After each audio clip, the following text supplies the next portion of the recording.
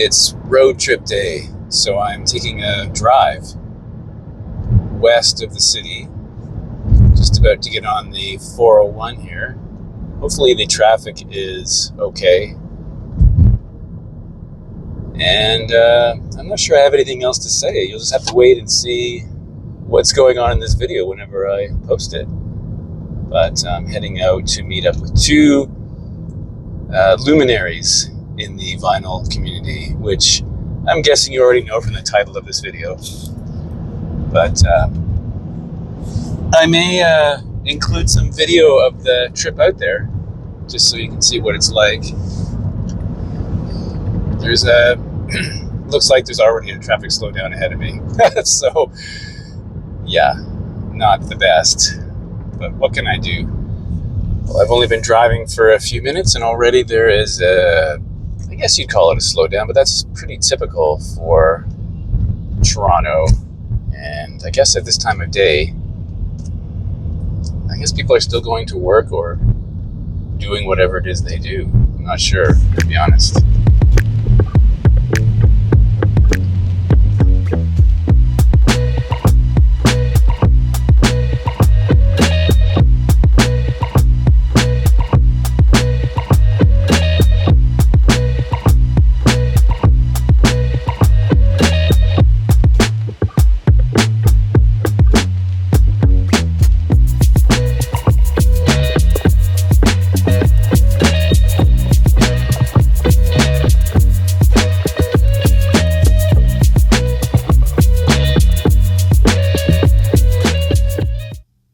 Well, as I think you all know by now, in fact, I did go to a vinyl community meetup on Friday. It's taking me this long to make a video. Mike from MGK Boston and Rob from Northern Revolutions have already posted their videos of this day, so I will leave a link to their channels if I remember. Sometimes I don't. So let me just tell you about the day, what we did, where we went, that kind of thing. You'll get a sense of this already if you've watched Mike and Rob, but I will show you also what I purchased, of course. So we met in Guelph, which I guess technically speaking from Toronto where I was, it was about an hour and 15 minutes to get there, something like that. So not too bad. And Mike has in-laws who live there, as you may know from watching his videos. He's mentioned this in the past. Guelph, of course, is a important city to me because I went to university there. I did my undergraduate degree at the University of Guelph, which is, as I've said before, without question, the best 4 years of my life. So there's a bit of nostalgia. I've been to Guelph subsequently, but every time I go there and pass by the university, it's quite an interesting experience. So we met up, Rob and Mike, and Rob was gracious enough to drive us around. So he took us to Kitchener. Oh, yeah. Oh. We're in Guelph. The last time I saw Mike in person was in Boston. That's correct. Almost a year ago. The first annual MGK. What do we want to call it? Does it have a name? It's the MGK Vinyl Community Summer Meetup. I don't know. We can get your marketing team on it, Brian. Yeah. The gathering of the horde. Yeah, it's like kind of a cult, right? Kind of a cult. A cult, yeah. Yeah, Absolutely. The cult. The cult. Before we got underway, though, Rob gave me a record that he had told me about previously. Now, I knew I had a version of this, and I was thinking that it was a slightly different version, but it turns out that this is exactly the one I have. But this is a far better copy. So this is Orchestral Maneuvers in the Dark, OMD, the 12-inch single of Genetic Engineering, with Telegraph, which are both taken from the really interesting record Dazzle Ships from 1983. So as I mentioned, this copy is in much better shape than the one I have. So I'm happy to have that. So thank you, Rob, for passing that along.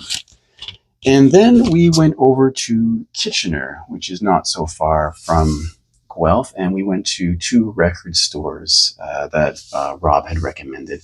I hadn't been to either of them. I had spent a lot of time in Kitchener over the years, but there were different record stores there when I used to go record shopping. There was a really interesting one. I can't remember the name of it, that had a lot of really interesting bootlegs and unofficial things, and I bought many things there, but these are different. So the first one we went to is a store called Encore Records.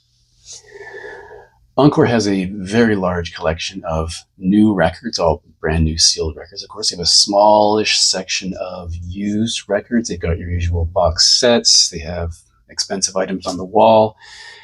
And they have a lot of compact discs. So it was an interesting place to browse around. I did see records I don't normally see, and I was tempted by a few things. I tried to keep it a little, a little affordable. Let's go there and then we come back through here. Because it's just the one stop here and then we don't.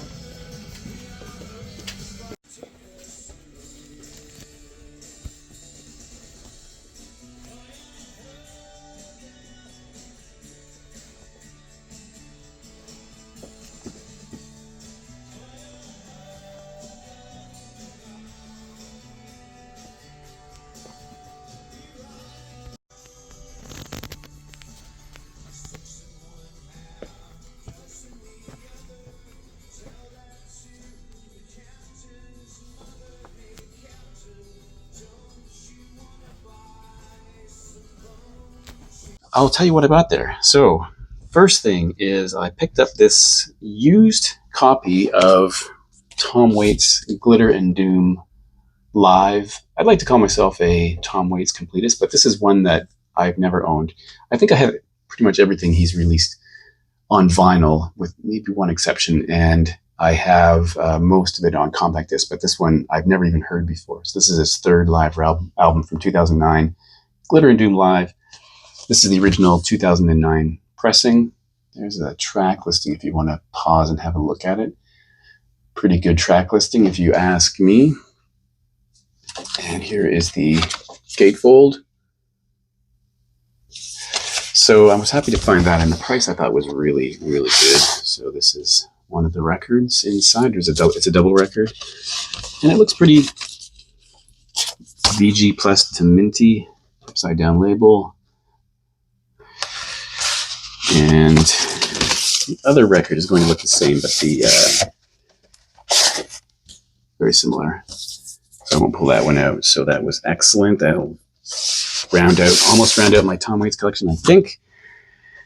And the other thing I picked up there was a copy of a band's record from All Hands Make Light. The album's called Darling the Dawn. You can see on the hype sticker there, it's All Hands _ Make Light. The album's called Darling the Dawn from 2023 on the Constellation record label, which have talked about many, many times. I love the Constellation label, and honestly, I've yet to hear something on Constellation that I didn't like. This is the full album cover. I just opened it now, so I still in the shrink here, but there is an interesting drawing there. And here's the back of it. And this is something that came out, as I mentioned, 2023, but I hadn't heard it yet. I'll read you a bit of the hype sticker. The newly minted orchestral punk electro shoegaze duo of Ariel Engel. It mentions that she was in La Force and Broken Social Scene. And Ephraim Manuel Menuk from Godspeed You Black Emperor, also of Silver Mount Zion Memorial Orchestra. Combined voices on this effulgent debut LP featuring violins from Jessica Moss and drums, and Liam O'Neill from Soons, really great Montreal band, mixed by Jace Lasek of the Besner Lakes, another great Canadian band. Lavishly layered tangles and tendrils of melody and drone, blown out and glorious. There's the 180 gram record with a download card, and this interesting drawing here. Inside we have this and this. Now I haven't listened to this, of course, because I haven't had access to my turntable, as I mentioned many times, so I haven't heard it. It's one label and the other. So pretty cool. I'm looking forward to that. As I mentioned, Constellation is a fantastic record label. So we spent some time there, and then we took a short walk to another store called, I have to look up the name, it's X Disc C. So X-DISC-C Music. Again, a store I've never heard of before. Looks like it's kind of in what was originally maybe a house. It has a very eclectic owner. So I bought a couple things there. The first is from The Mission, and I'm a big goth fan, but I've never ever owned this particular record, which it's called The First Chapter, but this is really a collection. Well, I guess it makes sense. It's a collection of a couple of EPs they had released prior to their first record, I think. and they're included here on this. But I think there were changes made from the original EP to here. Like, there may be different mixes, but it contains the absolutely fantastic cover version of Neil Young's Like a Hurricane, both the original version and the extended version, and some other extended mixes of things. Fantastic. There's a bit of an essay there by Neil Perry, which I have not read yet. And here we have the important notice, and I'll pull up the labels here. There we go. Pretty simple labels, but fabulous. Fabulous. This one, he hadn't even managed to put onto his website yet, so I got it before anyone else had a chance. Good price on this too.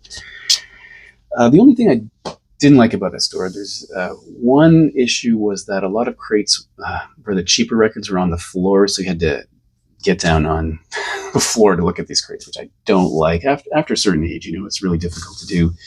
And then there were many, Rob mentioned this as well, many shelving units that were like a Kalex shelf you'd have in your house. So you had to look through them sideways, if that makes sense. Look at the spines, and I didn't love that either. But I did look at the one section and was blown away to discover something that I never thought I would ever own, because it was released on Record Store Day in 2021. But I never found a copy. I don't even know if it was actually shipped to North America. And that, again, is from Orchestral Maneuvers in the Dark, or OMD. This is later remixes of Enola Gay. I'm not going to say these are the best mixes of Enola Gay. There's a Hot Chip mix and a mix from Theo Kotis, Record Store Day exclusive. And after Record Store Day, I did try to find a copy of this, but with shipping, I didn't want to pay like $100 for something like this.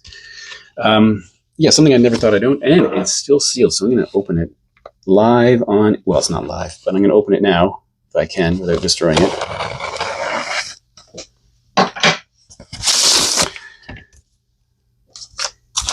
And as you may have seen on the hype sticker, it's on red vinyl, so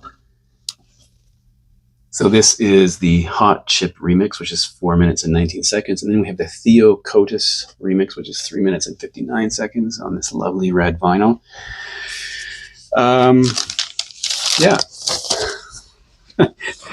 Added to my OMG collection. And I have heard these before, so I just needed to have it to fill in the collection, really.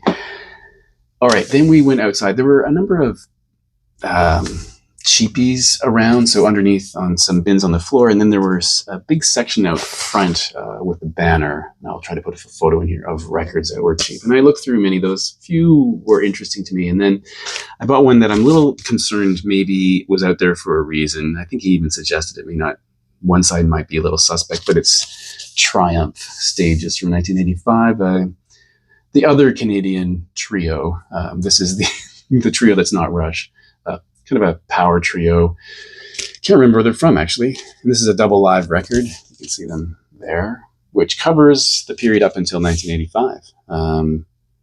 If you know Triumph, you're going to know some of these songs. Never Surrender, Allied Forces, Magic Power. A song I'm not really thrilled by. Rock and Roll Machine. Yeah. So interesting. I'll show you the gatefold. We just pull out one of the records here. It's on this MCA label. Upside down. Also upside down, I think. So we'll see how this goes. It may not play, but it was $3, so I thought I will clean it up and see how it sounds. Oddly, I saw 2 copies of this the other day, and they were both in the $40 range. So that was a deal if it plays.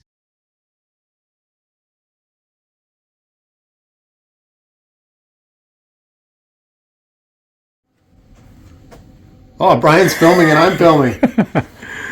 It's another Dry Friday. Cheers. Ah! Rob, where are we? Northern Revolution's world headquarters. And who's the chairman of the board? Me. All right. Yeah. Special guest Brian, also filming. Right.